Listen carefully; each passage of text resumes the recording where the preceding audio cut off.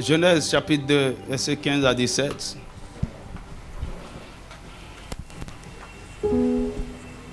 L'Éternel Dieu prit l'homme et le plaça dans le jardin d'Éden pour le cultiver et pour le garder. L'Éternel Dieu donna cet ordre à l'homme: tu pourras manger de tous les arbres du jardin, mais tu ne mangeras pas de l'arbre de la connaissance du bien et du mal, car le jour où tu en mangeras, tu mourras. Amen. Romains chapitre 5, versets 12 à 18. C'est pourquoi, comme par un seul homme le péché est entré dans le monde, et par le péché la mort, et qu'ainsi la mort s'est étendue sur tous les hommes, parce que tous ont péché. Car jusqu'à la loi, le péché était dans le monde. Or, le péché n'est pas imputé quand il n'y a point de loi. Cependant, la mort a régné depuis Adam jusqu'à Moïse, même sur ceux qui n'avaient pas péché, par une transgression semblable à celle d'Adam, lequel est la figure de celui qui devait venir. Mais il n'en est pas du don gratuit comme de l'offense, car si par l'offense d'un seul, il en est beaucoup qui sont morts, à plus forte raison la grâce de Dieu et le don de la grâce venant d'un seul homme, Jésus-Christ, ont-ils été abondamment répandus sur beaucoup. Et il n'en est pas du don comme ce qui est arrivé par un seul qui a péché, car c'est après une seule offense que le jugement est devenu condamnation. Tandis que le don gratuit devient justification après plusieurs offenses. Wow. Si par l'offense d'un seul, la mort a régné par lui seul, à plus forte raison, ceux qui reçoivent l'abondance de la grâce et du don de la justice rayonneront-ils dans la vie par Jésus-Christ, lui seul.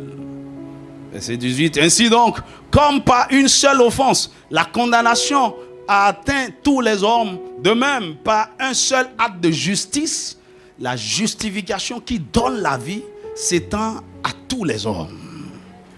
Wow, que Dieu bénisse sa parole et qu'il t'accorde un esprit de révélation. Alléluia. Le secours à la cour de justice de Dieu. Non, nous sommes à un cours de droit.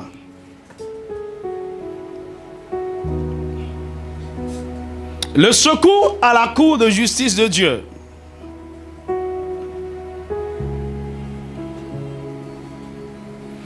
Nous avons vu hier que Dieu est un juge.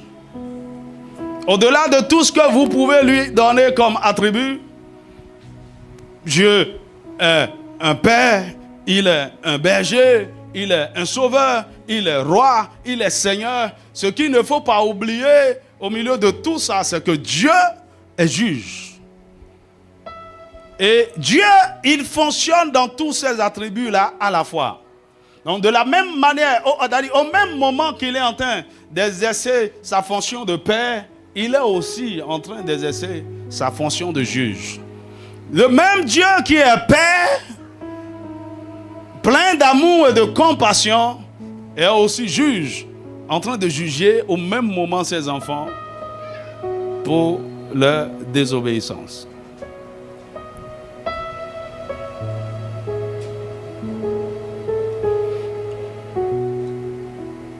Le système judiciaire du royaume de Dieu a été déjà établi avant même la création d'Adam.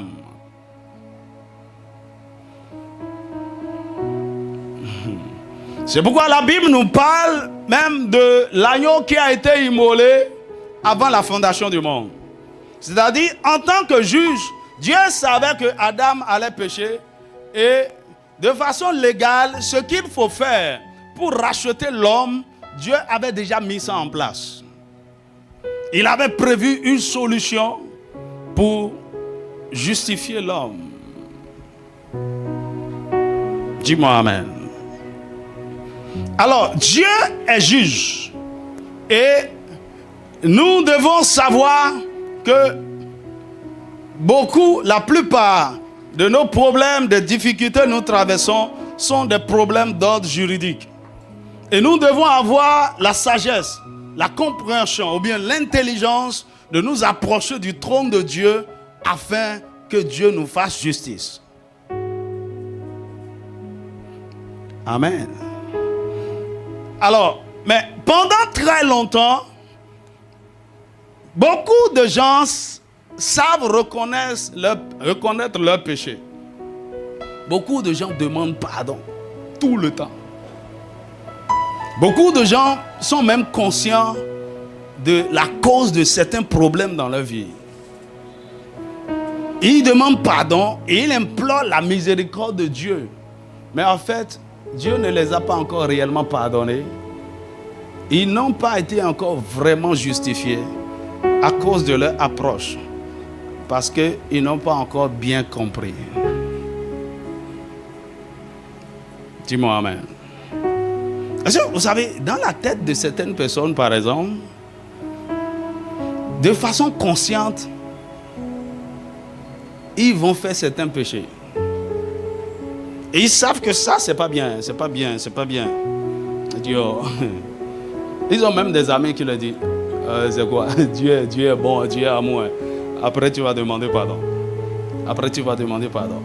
Ok, il y a une différence entre tomber par erreur, par tentation, par séduction dans le péché et rentrer consciemment, intentionnellement dans le péché. Lorsque vous venez devant Dieu pour ce genre de péché, ça ne se traite pas de la même manière. Dis-moi amen. Maintenant, il y a quelque chose de très puissant que vous devez savoir. Alors, le système existait depuis. Et nous allons voir, si le Seigneur le permet, demain, que depuis l'Ancien Testament, la miséricorde de Dieu agissait. Ok? Avec le texte que nous avons vu tout à l'heure, selon David. Ok? Ça, c'est la miséricorde de Dieu. Il lui a révélé quel est le problème. Il lui a proposé les châtiments. Et David a choisi. Et quand le châtiment était en cours, Dieu n'a pas attendu les 3 jours. Dieu s'est levé et il est allé voir Gad. Il va dire à David, dis-lui de faire ceci. Ok? Donc, selon ce que la cour de justice de Dieu exige en ce moment pour être apaisé, pour que la plaie s'arrête, Dieu a révélé ça à David. Il dit, bâtis-moi un autel et offre un sacrifice et la plaie va s'arrêter. Ça, c'est la miséricorde de Dieu. Maintenant, depuis l'Ancien Testament, jusqu'à l'arrivée de Jésus, quelque chose s'est passé. Quand Jésus est arrivé, il a introduit quelque chose de nouveau dans le système. Et c'est là que je veux que tu fasses bien attention. Parce que ceci nous donne un avantage plus grand, très élevé par rapport à ceux qui sont justifiés dans l'Ancien Testament. Par la loi, les sacrifices, et ceci et cela. Ici, il y a quelqu'un qui a payé le prix pour nous. Jésus a fait quelque chose. En fait, tout le sacrifice de Jésus à la croix, c'est un acte de justice. C'est un acte légal. C'est un acte décidé par la cour de justice de Dieu. Et donc, Jésus a satisfait aux exigences du roi, du grand juge. C'est pourquoi, à la croix, quand il a tout fini, il a dit, tout est accompli. En fait, il parlait à son Père. Il dit, ce que tu voulais que je fasse pour que les hommes soient pardonnés, acquittés, je l'ai fait totalement. Ce que tu voudrais que je fasse pour que Satan n'ait plus le droit de tourmenter ceux-ci, tout a été respecté, tout est accompli. Maintenant, qu'est-ce qu'il a fait? Est-ce que nous avons compris? Mais depuis plus de 2000 ans, l'acte de justice là a été posé, mais nous n'en jouissons pas. Tout ce que Jésus a fait sur la croix s'appelle la justification. Donc ce soir, je vais t'amener à comprendre la justification.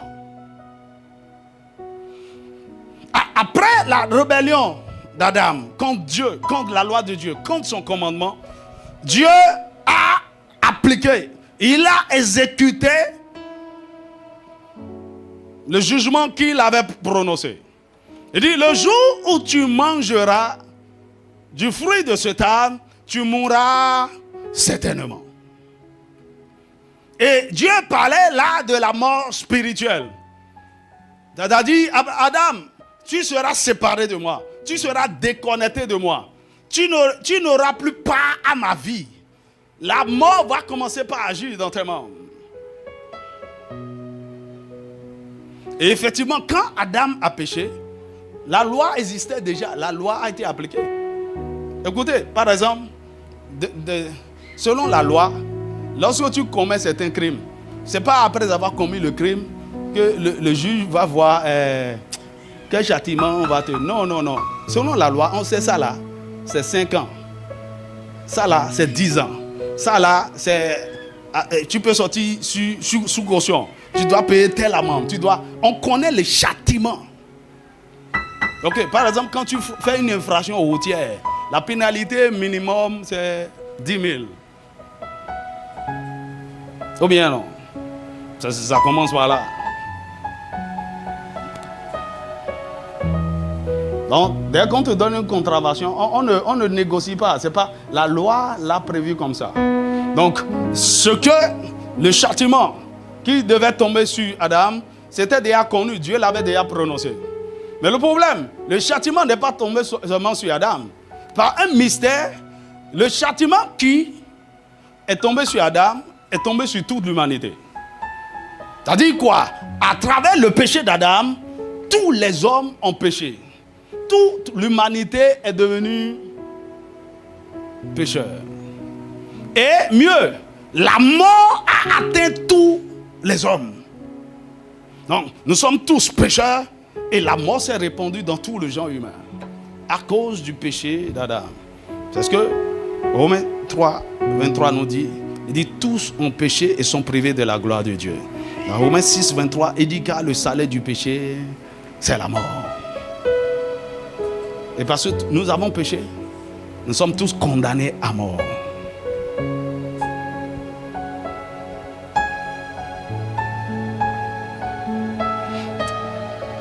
Alors, c'est là que le grand juge va rentrer maintenant en scène.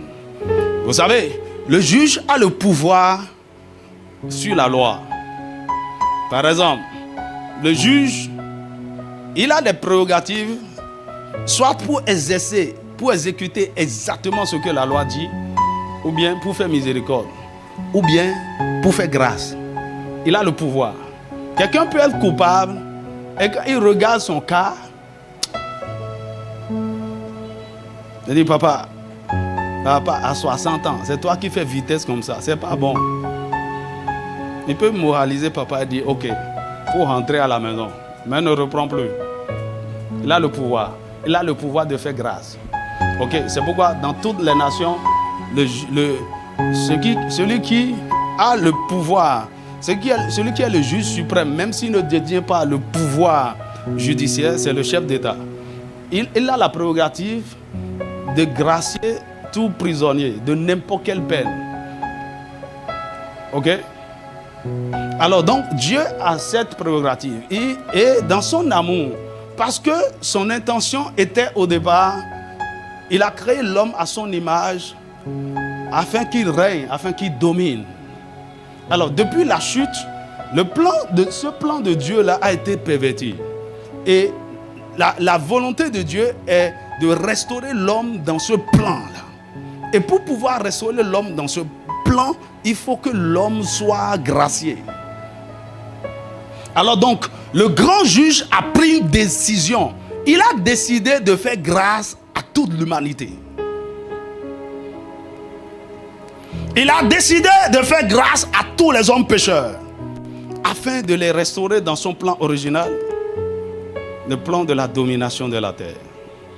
Donc, il a alors pris un acte de justice, appelé justification. Dis avec moi, justification. La justification est un acte de justice. C'est un acte juridique par lequel le juge décide d'acquitter le coupable. Soit sans rien, c'est-à-dire gratuitement, ou par le paiement d'une rançon ou d'une caution. Il décide. Le coupable est ainsi justifié ou déclaré juste par substitution. Alors qu'il méritait 10 ans de prison, il est libre maintenant, il peut partir. Alors, pour ceux qui sont en Christ Jésus, la justification est l'action d'attribuer à l'homme la justice parfaite de Christ. On a attribué à l'homme pécheur la justice parfaite de Christ. La Bible dit que Christ est devenu pour nous justification et sanctification. 1 Corinthiens chapitre 1 verset 30 et 2 Corinthiens chapitre 5 verset 21. La Bible dit, celui qui n'a point connu de péché, Dieu l'a fait pécher afin que nous devenions en lui justice de Dieu. Il a pris notre place. Donc si nous avons été graciés, la grâce a coûté quelque chose. Quelqu'un a payé le prix. Quelqu'un a pris notre place pour que nous soyons acquittés. Dis-moi amen. Par exemple,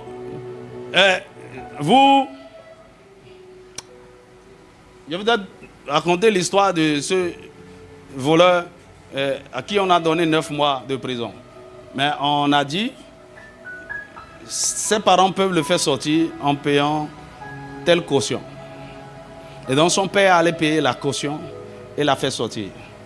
Il a été acquitté. Mais son acquittement a coûté quelque chose. Dis à ton voisin, la grâce n'est pas gratuite. Ok, pour celui qui en bénéficie, c'est gratuit. Mais ça a coûté quelque chose. La grâce dont tu jouis, ça a coûté la vie à Jésus. C'est pourquoi il ne faut pas en abuser. Écoutez, d'ailleurs, partout où vous voyez quelque chose, on dit c'est gratuit là. Quelqu'un a payé. Est-ce que tu me suis? Donc, Jésus a fait expiation. Et il a pris nos péchés. Il a fait l'expiation des péchés en les prenant sur lui pour en subir le juste châtiment de Dieu. Le châtiment de Dieu par rapport au péché, c'est la mort. Le salaire du péché, c'est la mort. L'âme qui pêche mourra.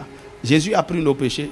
Il est devenu donc, il est donc qualifié pour recevoir le châtiment de la mort.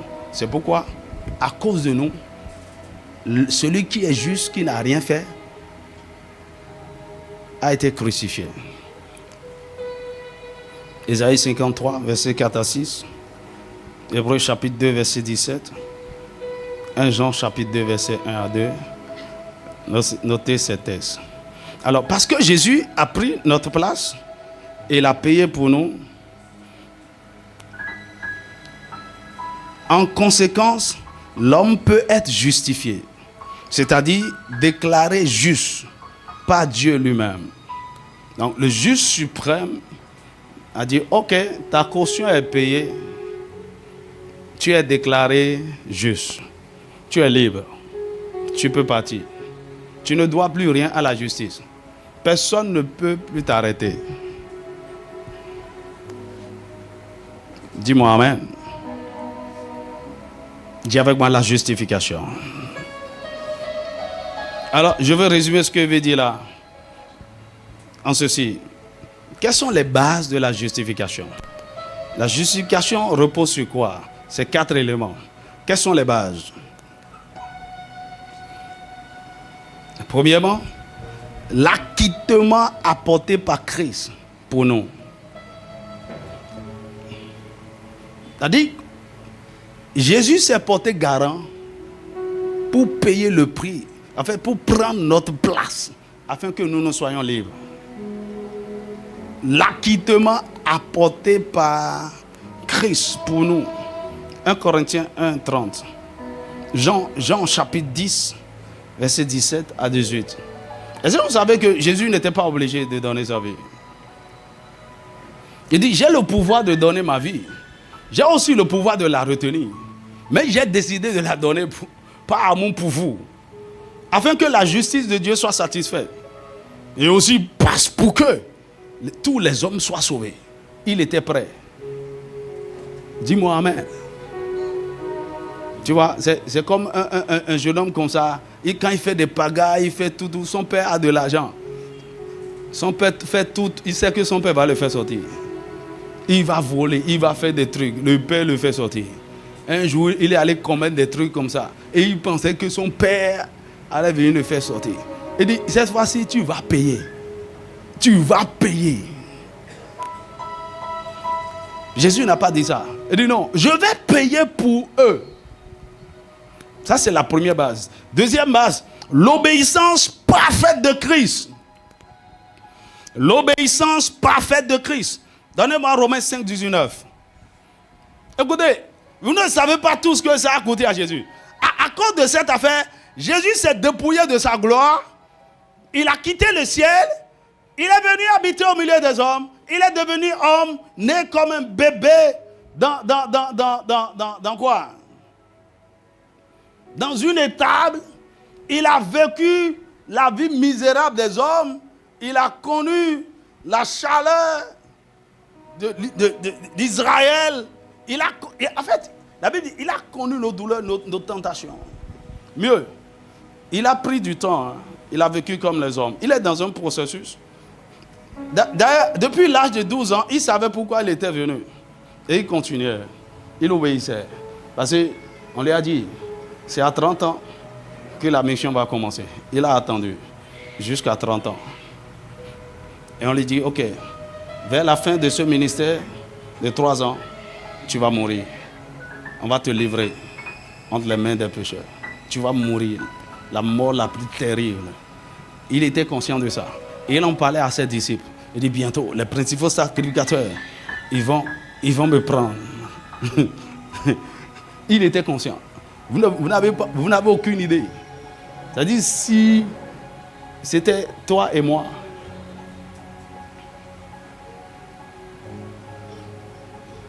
écoute, s'il avait arrêté le processus à un moment donné, c'est fini. Il est allé jusqu'au bout. Il dit, il est allé jusqu'à la mort de la croix. Obéissance totale. Il a satisfait à toutes les exigences. D'abord, la première des choses, c'est que il fallait qu'il devienne homme. Parce qu'il faut un homme pour racheter les hommes. Vous savez ce que ça veut dire pour un Dieu d'être capturé dans le corps d'un homme et de vivre bébé? L'obéissance.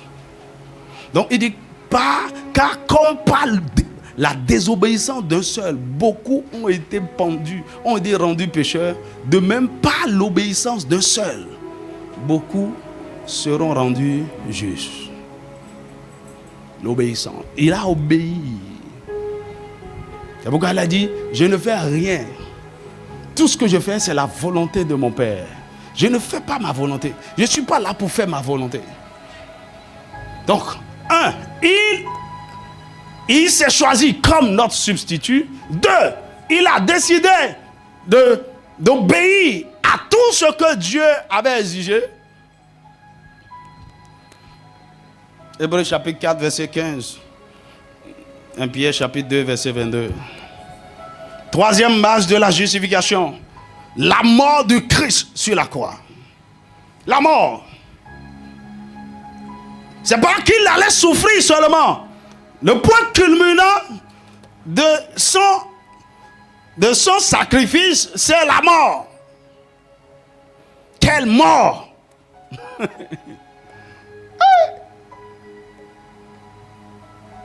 On l'a humilié, on a craché sur lui, on a percé son côté. Et vous imaginez, il faisait tout ça, non pas parce qu'il a péché, non pas parce que sans ça, il n'est plus Dieu.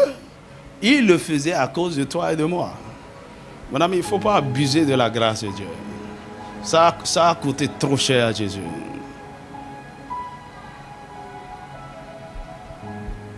On a déchiré son corps. Il a porté la croix, il ne pouvait plus. Il est tombé sous le poids de ce bois très lourd. Simon de Cyrène l'a aidé. Mais il n'est pas allé à la croix pour lui. Il peut l'aider à porter la croix, mais il ne peut pas aller à la croix pour lui. Il a été crucifié. Mieux, si après sa crucifixion, tout à coup, il a fait... Il est descendu. C'est-à-dire, tout est gâté. Il devait mourir. Écoutez, il est mort vraiment comme un homme.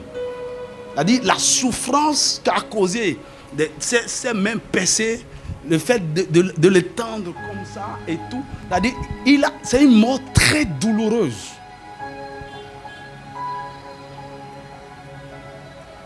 Il pouvait changer d'avis, même sur la croix. D'ailleurs, écoutez-moi. Il envoie 3000 anges va tailler ces Romains là en pièces. C'est un bon film. Hein? Le gars qu'on crucifiait tout à coup. Il est vraiment fils de Dieu. Mon ami, il a fait un exploit, mais ça ne nous sauverait en rien. Donc, il a supporté cette mort-là juste. Il est mort. Romains chapitre 3, verset 24 à 25. Romains chapitre 5, verset 9. Tu vois, nous sommes en train de faire une étude biblique systématique. Donc, notez les textes si vous pouvez les lire à la maison, ce serait bien. Donc, la première base de l'acquittement, de la justification, c'est l'acquittement apporté par Jésus.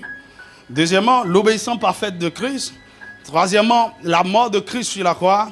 Et quatrièmement, pour finir, la résurrection de Christ. Romains 4, 25. La résurrection de Christ.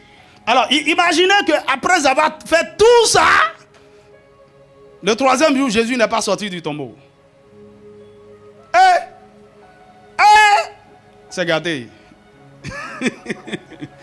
Le couronnement de tout ce qui... Parce qu'en fait, ce qui valide le sacrifice, c'est sa résurrection et son ascension au ciel. Parce qu'il est ressuscité et il a pris son sang et il est allé le présenter sur l'autel au ciel. Dieu dit, ok, maintenant, tu as bien accompli. La mission est accomplie. Donc, le fait qu'il meure, ça ne suffisait pas. Il fallait qu'il ressuscite. Il fallait qu'il ait le pouvoir sur la mort. Afin que désormais, nous, par sa vie, nous puissions aussi avoir le pouvoir sur la mort. Dis-moi amen. La justification. Le droit a été respecté. Le salaire du péché, c'est la mort. Il est mort vraiment. Mais ici, lui, il avait le pouvoir de ressusciter. Il avait le pouvoir sur la mort et le séjour des morts. Dis-moi amen. Maintenant, Jésus a fait tout ça. Depuis plus de 3000 ans. Et la justification est disponible pour tout le monde. Mais tout le monde n'est pas justifié. Parce qu'il faut savoir comment être justifié. Alors, comment être justifié? Écoutez, la justification peut être en train... Vous pouvez être en train d'en jouir, mais parce que vous ne comprenez pas le principe, le mécanisme, vous n'allez pas en jouir pleinement. Et ce que vous pouvez faire, le droit que ça vous donne, vous n'allez pas pleinement en jouir. Parce que la vérité est ceci. Tous ceux qui ont accepté Jésus véritablement, ceux qui ont rencontré Jésus, je ne dis pas ceux qui vont à l'église, je ne dis pas ceux qui se sont fait baptiser. Ceux qui ont suivi cours de baptême et ont fait baptême d'eau. Non. Ceux qui ont rencontré Jésus. Ils ont fait l'expérience d'une nouvelle vie. Ils ont rencontré la lumière. Que le Seigneur nous aide. Beaucoup sont dans la religion. Ils croient qu'ils sont sauvés alors qu'ils ne le sont pas. Ils sont actifs, ils servent Dieu, ils sont engagés, ils sont même prédicateurs, ils sont pasteurs. Le Seigneur les utilise. Dieu ne les connaît pas.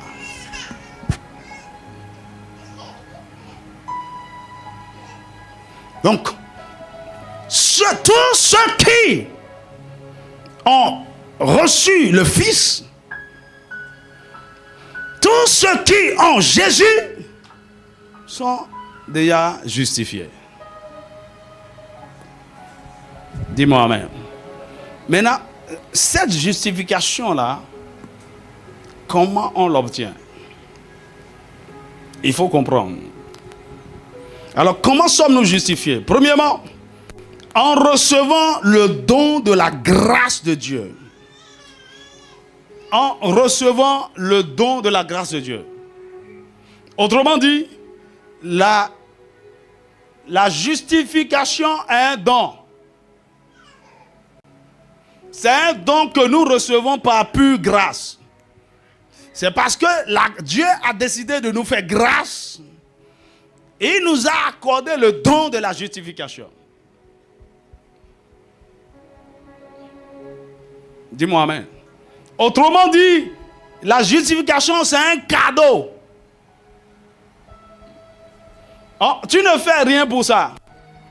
Par la grâce de Dieu, tu as été choisi. Tu as été appelé. Et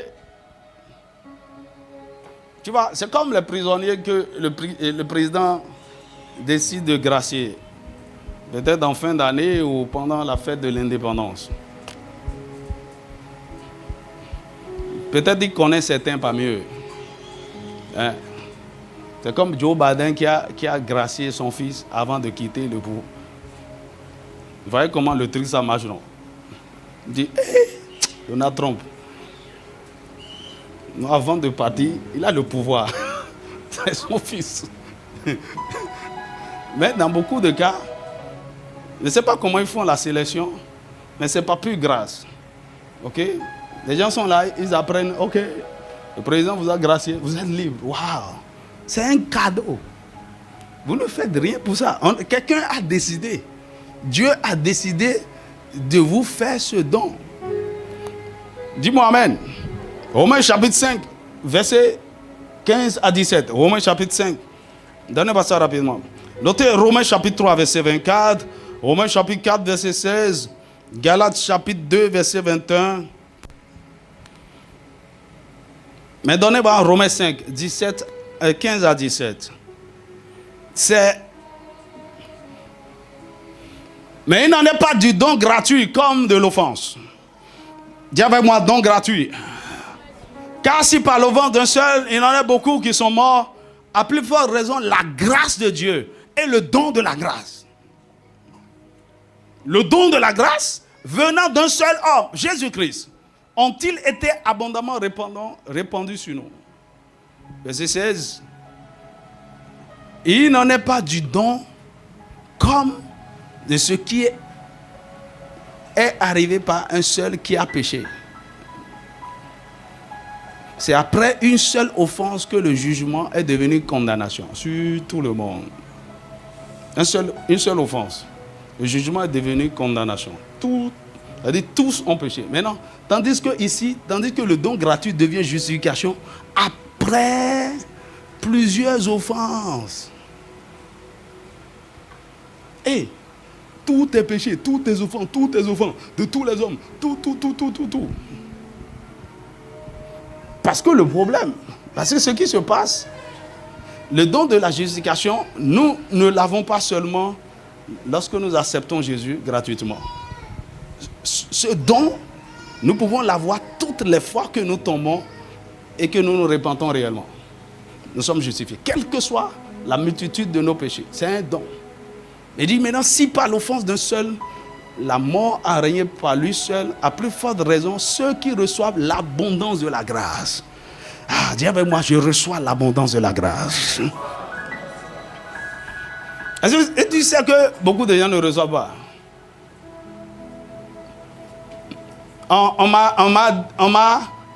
Quelqu'un me parlait d'un homme qui était en prison. On lui a dit, monsieur, vous avez purgé vos peines, il est temps de sortir. Il dit, non, donnez-moi 6 mois encore. Ah non, la prison c'est bon c'est bien pour certaines personnes, ils font le business. Non. Donnez-moi 6 mois encore. Il a refusé. Et là, ce n'est même pas un don de grâce. Hein. Il a purgé la peine, lui-même il a prolongé ça. Maintenant, est-ce que vous savez que tous ceux qui refusent d'accepter Jésus, ils ont rejeté la grâce. On te prêche l'évangile, tu rejettes la grâce. Tu tombes dans le péché et tu es là. On dit, viens, le Seigneur peut te pardonner, peut te restaurer. Mais tu es là à gémir. Tu rejettes la grâce.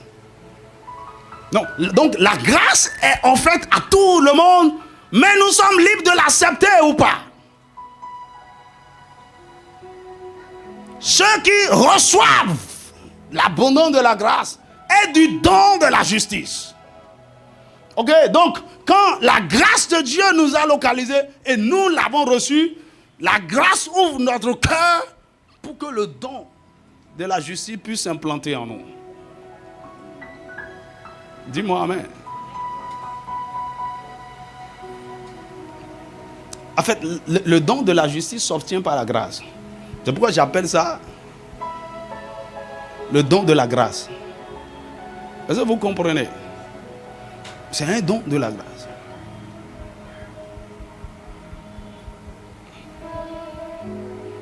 Madame, est-ce que tu l'as accepté? C'est pourquoi, lorsque vous voulez faire quelque chose, vous voulez plaire à Dieu, vous voulez faire les œuvres, vous voulez... je ne vole pas, je suis ceci, je suis un homme pieux. Mon ami, vous ne pouvez pas justifier. Parce que ça s'obtient gratuitement. Il faut recevoir. Reçois seulement. Reçois. Comprends que quelqu'un a payé le prix pour toi et tu reçois. Tu en jouis. Seulement, il faut savoir que ça a coûté quelque chose. Alors donc, nous sommes sauvés premièrement nous sommes justifiés premièrement par la grâce. Deuxièmement, par la foi en Jésus-Christ. Nous sommes justifiés par la foi. Lorsque la grâce de Dieu frappe à notre cœur, la foi fait aussi son entrée.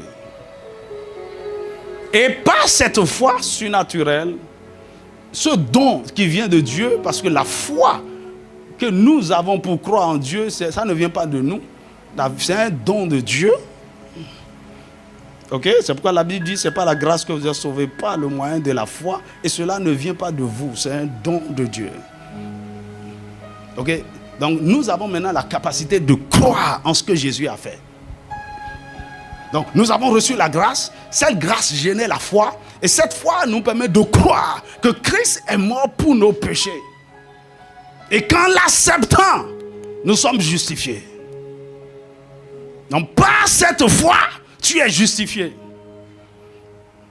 Et cette même foi, la foi qui justifie, Abraham l'a manifestée dans l'Ancien Testament.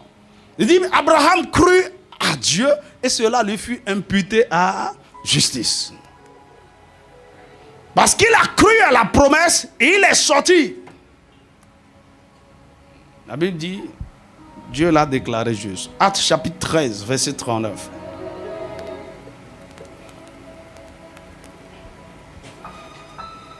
Donnez-moi au moins ça. Actes chapitre 13, verset 39. On va lire ce texte.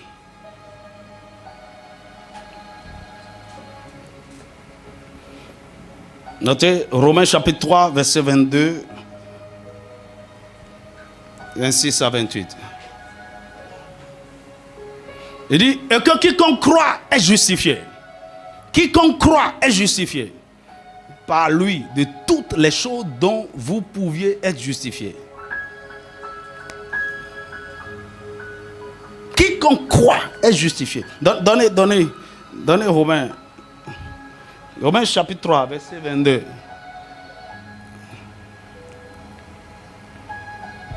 Il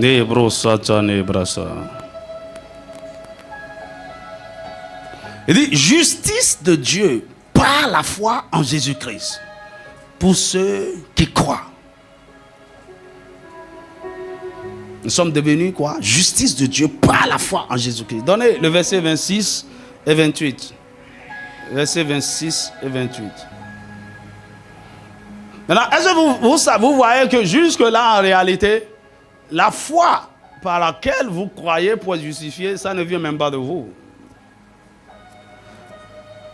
Il dit de montrer sa justice dans le temps présent de manière à être juste, tout en justifiant celui qui a la foi en Jésus. Il justifie celui qui a la foi en Jésus. Verset 27. Où donc est le sujet de se glorifier? Il est exclu. Non. Là, quand Dieu nous a examinés, nous ne sommes pas comme les... Non. Tu ne peux pas te glorifier. Il est exclu. Car, par quelle loi? Par la loi des œuvres? Non. Mais par la loi de la foi.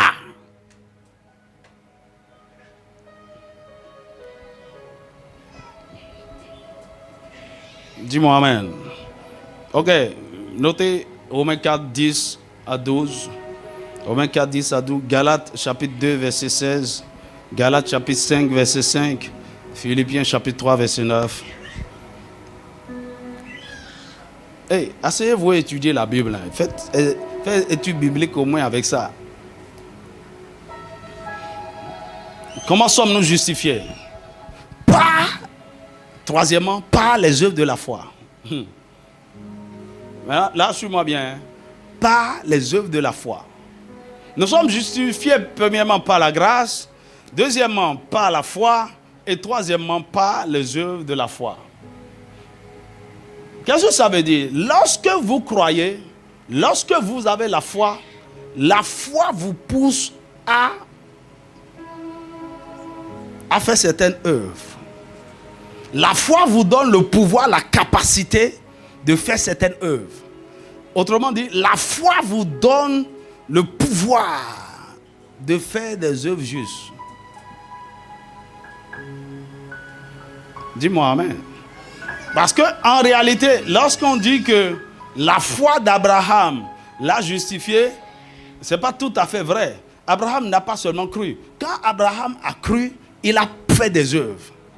Il est sorti, il est parti comme Dieu le lui a dit. Quand Dieu lui a dit de circoncire tous les mâles, il l'a fait. Quand Dieu lui a dit de lui sacrifier Isaac, il l'a fait. Et par toutes ces œuvres-là de la foi, il a été pleinement justifié. Est-ce que la Bible nous dit, donnez-moi Jacques chapitre 2, verset 20 à 26. Jacques chapitre 2, verset 20 à 26.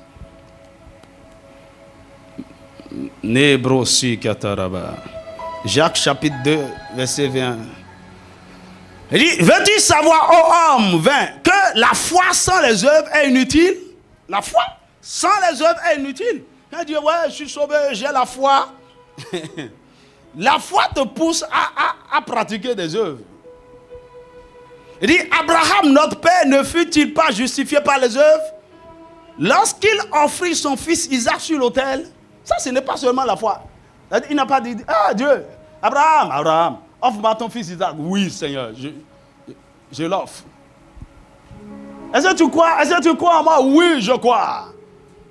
Mais Abraham a kidnappé Isaac et il a fui. Non.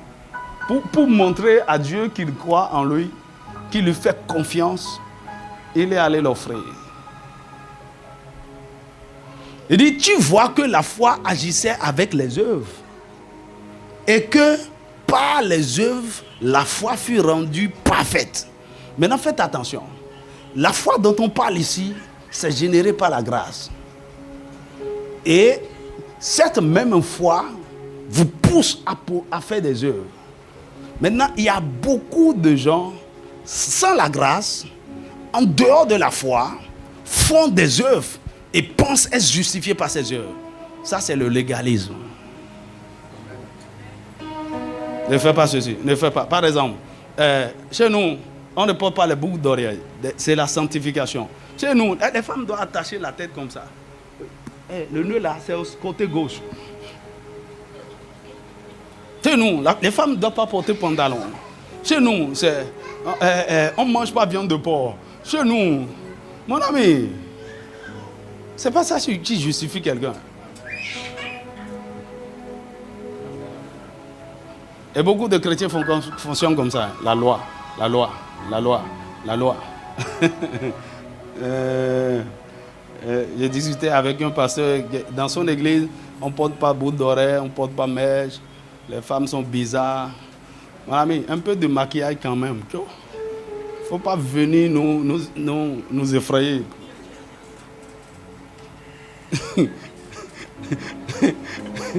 Et je discutais avec le pasteur et puis elle me parlait d'une femme, tu vois. Donc elle était venue dans la portée mèche. Elle dit, tu vois la soeur là, elle n'est pas encore dans la sanctification. Elle dit, oui pasteur, certainement. Elle n'est pas encore.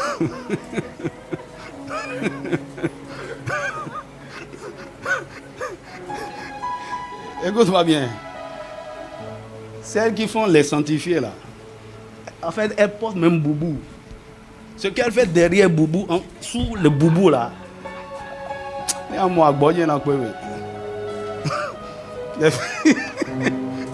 non, ce n'est pas par les œuvres.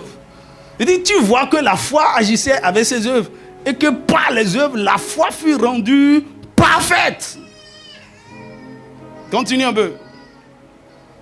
Ainsi s'accomplit ce que dit l'Écriture. Abraham crut à Dieu et cela lui fut imputé à justice.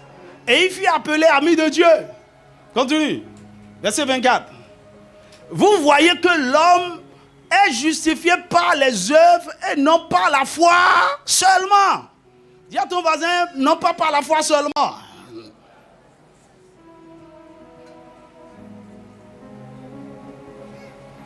C'est pourquoi il y a beaucoup de gens qui sont aussi à l'extrême de cette affaire-là. Hein? Les gens de la grâce, ils proclament. Ils disent, c'est pas, non, qu'est-ce qu'on a fait pour ça? On n'a rien fait. C'est gratuitement. J'ai reçu. Et par la foi, je crois que je suis justifié. Et non, ils se disent, peu importe les œuvres que je fais, ça ne compromet pas, ça n'entache pas ma justification. Je suis déjà justifié. Donc, je suis un justifié fornicateur. Mais je suis justifié. Je suis un justifié voleur, menteur.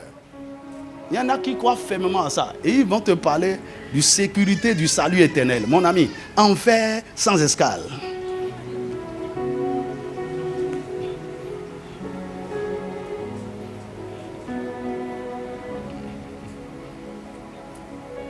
Si tu as la foi, tu vas faire les œuvres. Tu vas faire des œuvres justes. Il dit, vous voyez que l'homme est justifié par les œuvres et non par la foi seulement. C'est fini? Verset 26, verset 25. Il dit, Rahab la prostituée ne fut-elle pas également justifiée par les œuvres? Oui, non. Elle a été justifiée par les œuvres. Premièrement, elle a cru. Elle a cru que ses espions appartiennent au peuple de Dieu. Et ce Dieu est grand et puissant. Elle a cru en ce Dieu. Mais, ses œuvres, c'est qu'elle a caché les espions. Rahab la prostituée ne fut-elle pas également justifiée par les œuvres lorsqu'elle reçut les messagers et qu'elle les fit partir par un autre chemin? Verset 26. Comme le corps sans âme est mort, de même la foi sans les œuvres est morte. La justification par les œuvres de la foi. Et quatrièmement, pour finir, comment sommes-nous justifiés? Par une repentance sincère après l'offense. Par une repentance sincère après l'offense. Ici, il ne s'agit pas de la justification que nous recevons en acceptant Jésus. Ok? Il s'agit de la justification que nous pouvons activer au cours de notre marche avec Jésus lorsque nous tombons. Hello. 1 Jean 1, 9 dit quoi? Il dit, si vous confessez vos péchés, il est juste, il est fidèle et juste pour vous pardonner et pour vous purifier de toute iniquité. Avant la purification, il y a la justification. Dis-moi Amen. Et dans Luc chapitre 18, la Bible parle d'un publicain et d'un pharisien qui étaient au temple pour demander pardon. Luc chapitre 18, verset 13 à 14. Ok, on va y revenir.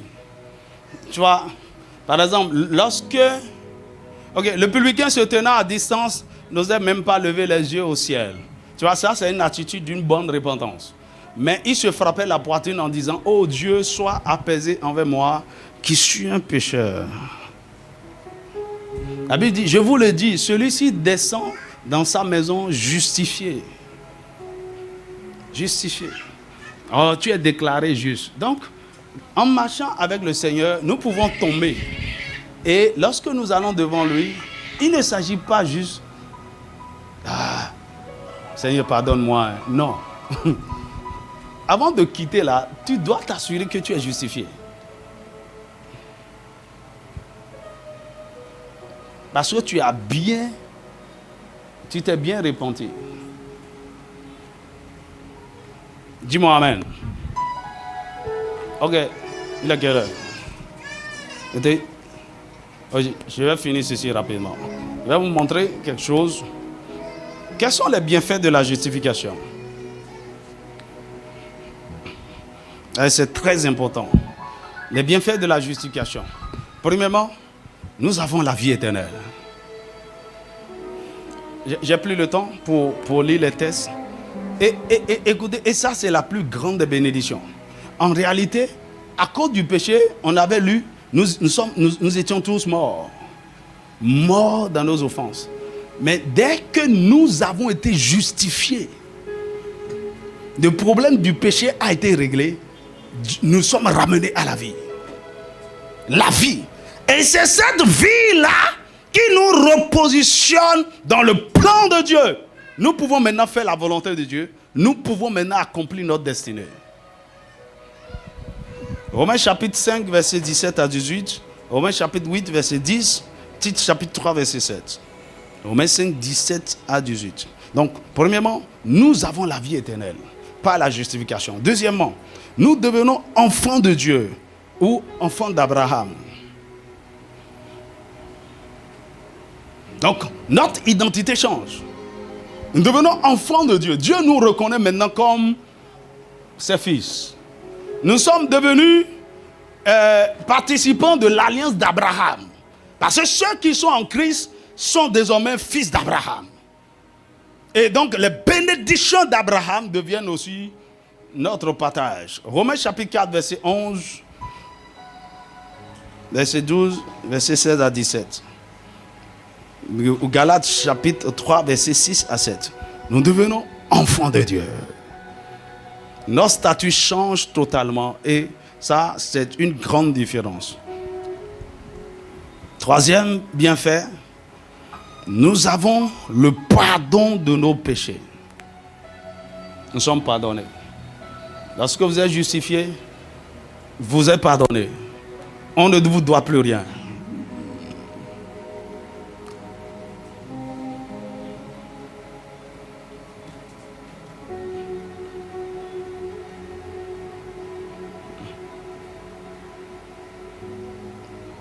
Dis-moi Amen. Actes chapitre 13, verset 38 à 39. Actes chapitre 13, verset 38 à 39. Nous avons le pardon de nos péchés. Je suis pardonné, je suis acquitté. 4. Nous avons la paix avec Dieu. Nous sommes réconciliés. Dieu n'est plus en colère contre nous. Notre relation avec lui est rétablie. Romains chapitre 5, verset 1 et verset 9 à 11. Nous avons la paix avec Dieu. Il n'y a rien de plus beau. Nous qui étions ennemis, les fils de la colère, de la rébellion, nous sommes devenus membres citoyens membre de sa famille, citoyen de son royaume, réconcilié avec Dieu. Il y a la paix. Ok? Gardez ça en esprit. Hein? Et c'est ça qui nous donne le droit, l'un des droits, pour nous tenir devant la cour de justice et de plaider. Parce que nous avons la paix avec Dieu. Écoutez, il y a une différence entre le pécheur qui n'est jamais sauvé, ok, et un juste qui est tombé dans le péché. Un juste qui est tombé dans le péché a le droit de venir dans la présence du Père, mais pas le pécheur. Est-ce que vous comprenez? C'est-à-dire quoi? Parce que vous êtes déjà justifié. Écoute, parce que ton enfant a déconné, a fait un truc là. C'est pour ça que tu lui dis, il ne faut pas rentrer dans la maison. L'enfant a le droit de rentrer dans la maison. L'enfant a le droit de rentrer dans ta chambre à coucher. L'enfant a le droit de venir, hey, maman des mamans. Pourquoi tu es fâché comme ça? Un étranger ne peut pas venir jusque-là. Dis à ton voisin, tu es enfant de Dieu. Peu importe combien c'est gâté, enfant c'est enfant. On ne rejette pas son enfant. Maintenant, parce que tu es assez, tu es réconcilié. Écoute, il y a un jeune homme, je ne sais plus par où il est passé maintenant. Il a tout fait pour rencontrer son père. Il a tellement offensé le père l'a chassé, le père l'a renvoyé. Il est aussi venu me voir, de venir l'amener vers son père. Quand il a parlé, il a dit, je ne peux pas. Il me demandait pardon. Il dit que le père a prononcé 8 malédictions sur lui. Il se rappelle de tout. Et sa vie était... Ok?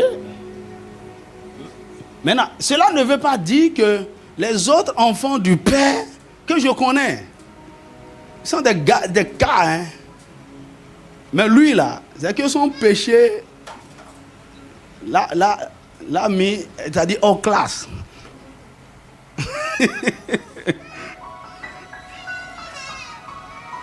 Dis à ton voisin, tu es enfant de Dieu. Et parce que tu es justifié, tu as la paix avec Dieu. Tu peux aller à la maison. Tu peux aller le rencontrer. Tu n'as pas peur. Tu n'as pas honte. Dis-moi amen. 5. Nous sommes justes aux yeux de Dieu. Nous sommes justes aux yeux de Dieu. Romains 8, verset 3 à 4. C'est-à-dire quoi? Lorsque Dieu nous regarde, il ne voit plus de péché. Il nous voit juste. C'est pourquoi dans l'Ancien Testament, ceci est symbolisé par le revêtement de vêtements blancs. Dans Luc chapitre 15, quand le Père a reçu le Fils prodigue, il dit revêtez-le d'habits. Lorsque nous sommes justifiés, nous sommes revêtus. Il y a un revêtement qui nous couvre. Au point où, même si nous sommes sales à l'intérieur, Dieu ne voit plus nos péchés. Il nous voit juste. Il nous déclare juste.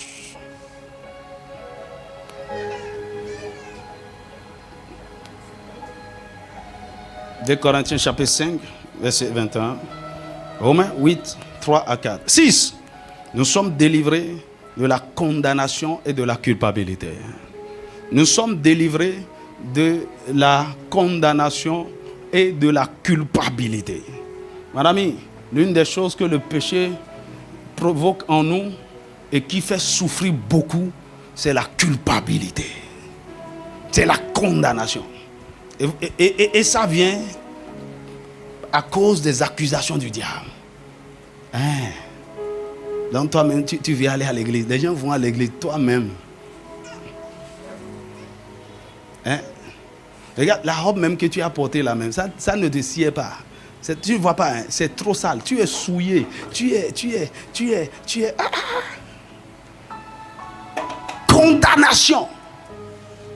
Culpabilité. Mon ami, il n'y a rien qui fait souffrir plus que ça. C'est plus que chicote. Elle dit, je préfère qu'on me frappe que de me tourmenter mon âme, tourmenter. Il dit, tu ne mérites pas le pardon de Dieu, tu ne mérites pas telle bénédiction, telle chose qui t'arrive. C'est comme ça, rien ne changera à cause de cela, parce que tu as bien voté. D'ailleurs, tu ne vas pas te marier. Et si tu te mariais, tu n'auras pas d'enfant. Culpabilité, condamnation. Et n'importe quelle chose négative t'arrive, Satan va te dire, c'est à cause de ça. Il va te rappeler. Il est là pour te rappeler constamment ton passé. Tout ce que tu as fait. Mon ami, lorsque tu comprends ce que je suis en train de dire, si Satan vient avec sa culpabilité, ses accusations, dis-lui, je sais qui je suis. Je suis justice de Dieu. Il m'a justifié. Mes péchés sont pardonnés. Mes péchés sont oubliés. Romains chapitre 8, verset 1 à 2, il dit, il n'y a plus de condamnation pour ceux qui sont en Christ Jésus. C'est-à-dire quoi? Dieu ne te condamne plus. Toi-même ne te condamne plus. Ne te culpabilise plus. Le don de la justice est une force intérieure qui vient en fait du Saint-Esprit, qui nous permet de nous tenir devant Dieu sans culpabilité, sans condamnation, sans sentiment d'infériorité, sans sentiment d'indignité, mais avec confiance, assurance.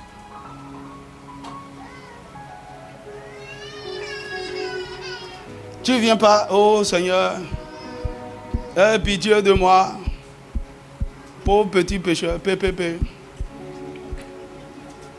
Je suis PPP. Pauvre petit pécheur.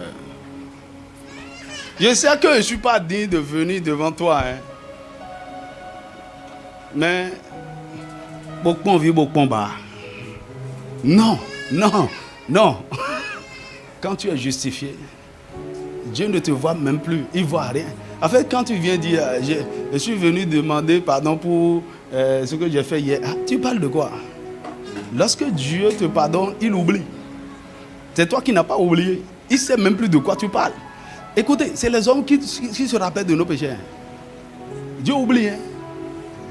Dieu oublie. Quand un homme te dit, oui, je t'ai pardonné, il n'a pas encore oublié. Si jamais tu déconnes, on va te rappeler.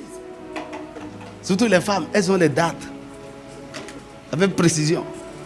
C'était un samedi soir à 17h32. Je me rappelle, tu avais porté chemise blanche avec.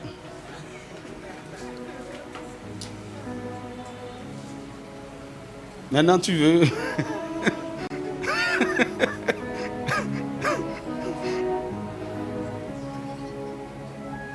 Donc tu peux commettre quelque chose, un crime, ton cœur est en train de te battre. Tu as peur, tu es tourmenté. Mon ami, le seul endroit où tu peux avoir la sécurité, la confiance, où personne ne te condamne, où tu peux te mettre à nu, c'est dans la présence de Dieu. Dis Seigneur, on donne Simon.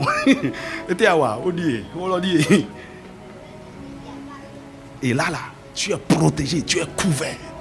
Satan te cherche. Dieu dit, tu cherches qui? Joséphine. Pourquoi? Il y a un problème. Elle dit, non, il n'y a aucun problème.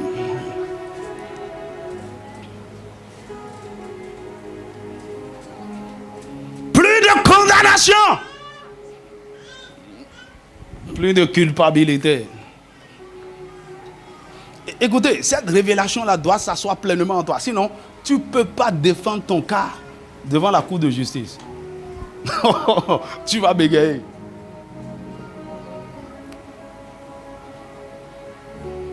Tu vois, quand tes accusateurs ont des preuves contre toi, mon ami, devant la cour, toi-même tu trembles. Quand on te dit les choses qui vont faire sortir, il vaut mieux ne pas aller au tribunal. Mais ce n'est pas au tribunal de Dieu. C'est là où Satan peut te faire tout sortir. Et Dieu dit, oui. Je vais te dire comment on applique ça. On va voir ça. Et là. Dieu sur son trône est obligé de prendre position pour toi. Parce que c'est conforme à la loi. Ok.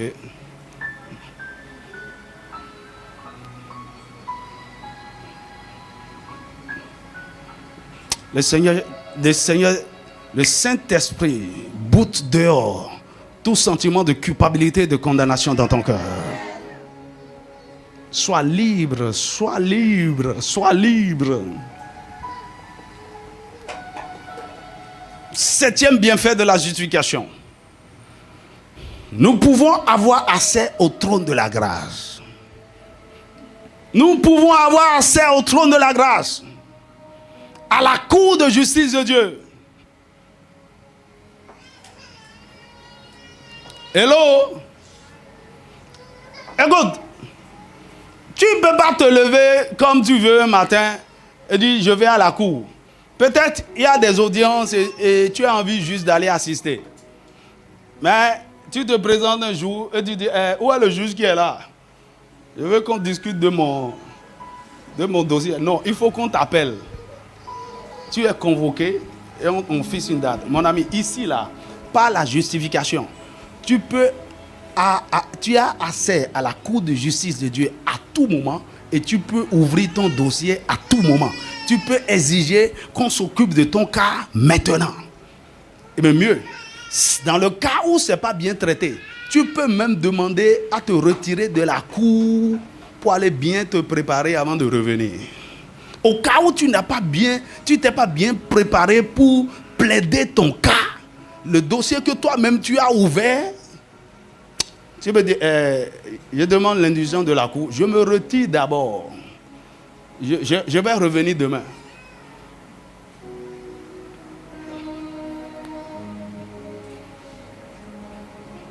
Hébreux chapitre 10, verset 19 à 22. Hébreux chapitre 10, verset 19 à 22.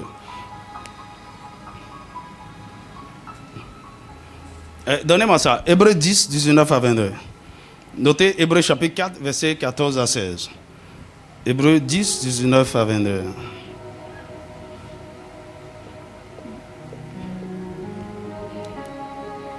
Donc, nous avons accès à la cour de justice. Hébreux 10, 19. Ainsi donc, frères, puisque nous avons au moyen du sang de Jésus, dis avec moi du sang de Jésus. Dis au moyen du sang de Jésus. Une libre entrée dans le sanctuaire. Le sang qui nous a justifiés nous donne un accès libre. Une libre entrée dans le sanctuaire. Par la route nouvelle et vivante qu'il a inaugurée. Mon ami, cette route n'existait pas dans l'Ancien Testament. C'est une nouvelle route. C'est Jésus qui a inauguré ça. Ce tasset-là, cette porte pour entrer à la cour là. Ce protocole pour entrer à la cour. C'est Jésus qui a ouvert ça. Il dit par la route nouvelle et vivante qu'il a inaugurée pour nous. Au travers du voile, c'est-à-dire de sa chair. Quand sa chair a été brisée, déchirée, son sang coulait. C'est là qu'il a ouvert la route. Une nouvelle route. Et puisque nous avons un souverain sacrificateur établi sur la maison de Dieu, donc Jésus qui est notre frère, qui est devenu homme. Verset 22. Approchons-nous avec un cœur sincère. On va y revenir. Donc, tu as un accès libre. La seule chose, viens avec un cœur sincère. Dans la plénitude de la foi. Le cœur purifié d'une mauvaise conscience. Et le corps lavé d'une eau pure. On va revenir sur ça après. Comment venir? Ce n'est pas parce que par la justification tu as assez que tu viens n'importe comment. On va te chasser. En fait, personne ne va t'écouter. Il y a un protocole pour avoir l'attention de la cour. Dis-moi amen. 8. Nous pouvons plaider notre cause de façon légale avec autorité. Nous pouvons plaider notre cause de façon légale avec autorité. Nous pouvons plaider notre cause de façon légale. Oui. Tu as le droit. En fait, ce qui est intéressant, je vais t'en parler après. Non seulement tu jouis à tes côtés de la présence d'un conseil juridique et un intercesseur, le Saint-Esprit, et aussi d'un avocat commis d'office. Et il n'est pas seulement avocat, il est aussi intercesseur. Jésus. Donc c'est intéressant. Il n'a pas seulement payé le prix pour te donner assez. Il est là aussi à la cour, à tes côtés pour plaire. Mon ami, comment tu peux perdre ça? Un véritable enfant de Dieu ne paie pas de... Comment on dit ça? Il dit, il a perdu le cas. Comment? Ton père est assis sur le trône. Ton frère est ton avocat qui te dépend. Le Saint-Esprit, ton compagnon. Et c'est un étranger, un voyou accusateur. Étranger dans la famille, qui vient t'accuser et qui gagne. Toi-même...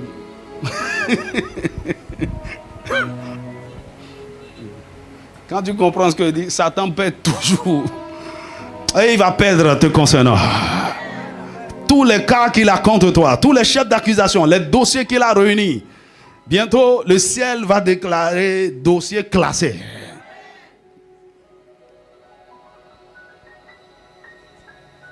« 1 Jean 1,9, Hébreux 4,16, 9. Nous pouvons vivre une vie sainte. Nous pouvons vivre une vie sainte. Alors, nous ne sommes pas seulement justifiés, mais la justification nous donne la force, le pouvoir de vivre une vie sainte. Pour que nous ne soyons pas obligés de venir constamment à la cour. Et c'est nous qui demandons pardon tout le temps. Non. À un moment donné, si c'était Dieu, il va t'envoyer même en prison. Il faut lui donner 2 semaines. Tout le temps, c'est toi. Tu peux pas. Mais nous avons la force de vivre une vie sainte. Romains chapitre 6, verset 19 à 22. Galates 2, 17 à 19.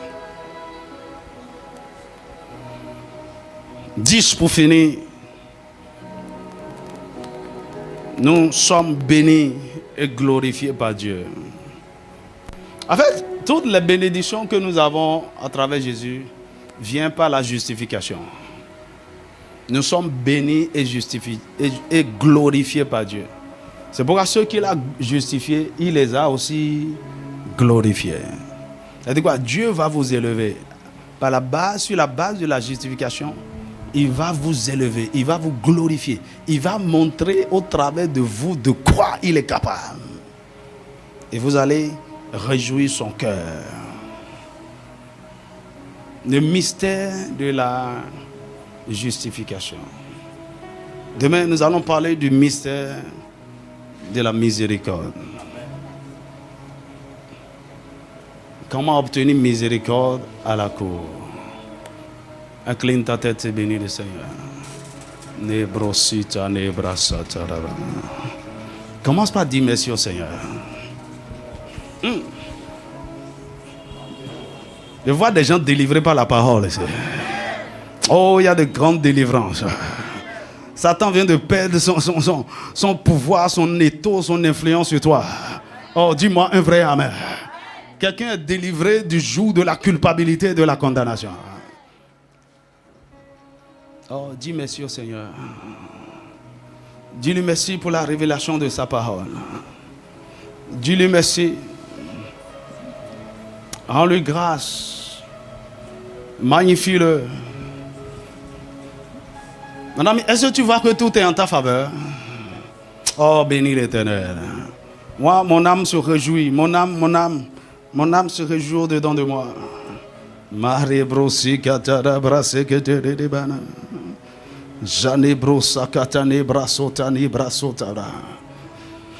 Élève ta voix et dis merci Jésus.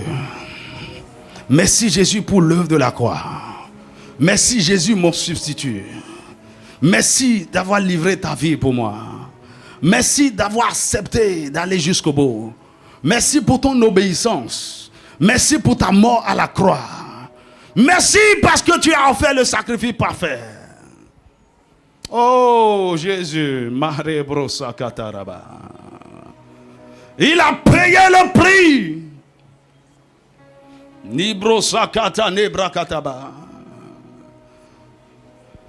Là où tu es, si tu n'as pas encore réellement accepté Jésus Ouvre-lui ton cœur maintenant. Jésus, je t'ouvre mon cœur. Fais ton entrée. Je veux te rencontrer. Je veux recevoir la lumière de la vie. Je veux être ressuscité. Seigneur, rencontre-moi. Et merci d'ouvrir mes yeux sur le mystère, sur ce grand mystère. Oh.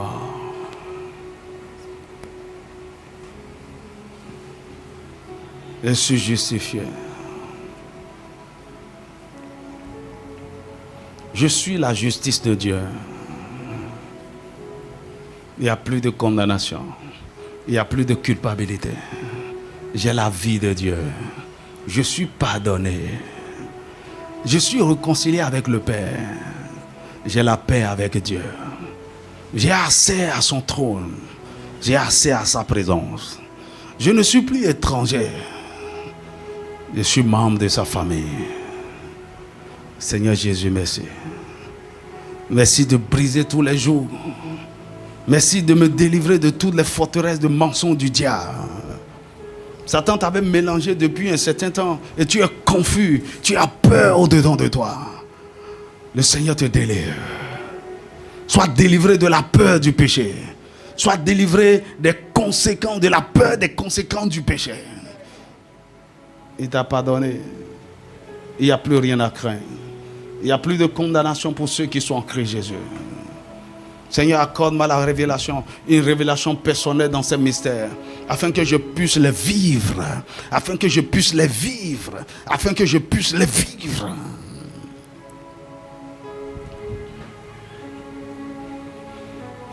Oh, ma setere brasa katara braramanama.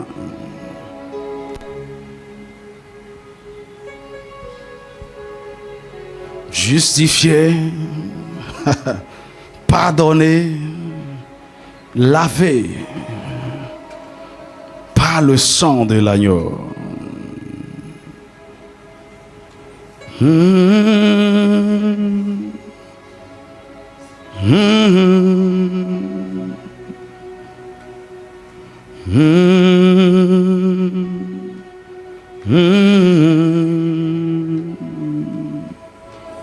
Seigneur, je t'adore, je t'adore, Seigneur, je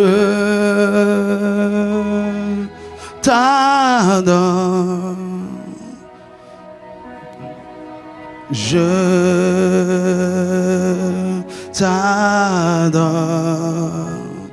car son nom est très saint, très saint.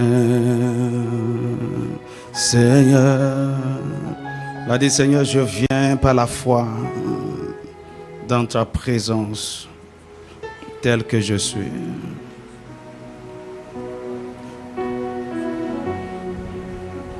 Merci de m'avoir acquitté. Merci de me donner un accès libre. Seigneur, je me répands sincèrement de tout péché. Justifie-moi.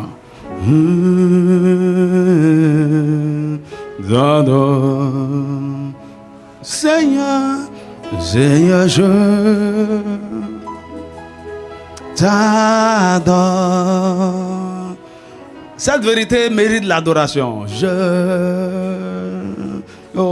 T'adore.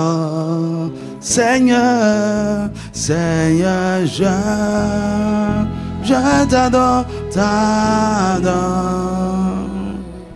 Mais je t'adore. Seigneur, Seigneur, pour ce que tu as fait, reçois mon adoration. Je t'adore, je t'adore, je t'adore. Seigneur, Seigneur, je t'adore.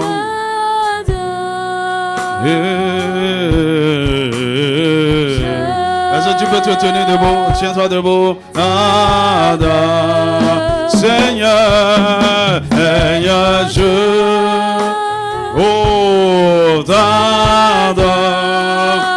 Nerebroussa, tata, de breguede, de banane.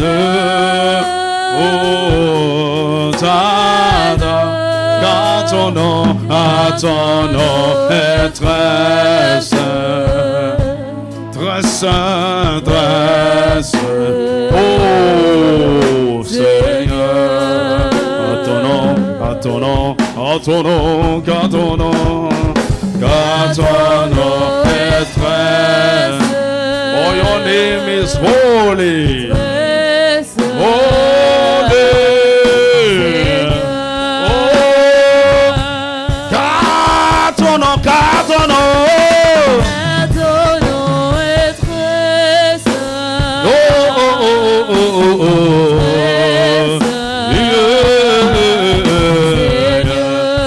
Seigneur, Seigneur,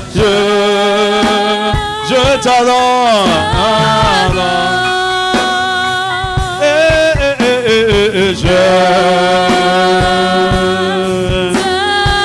Oh Seigneur, Seigneur,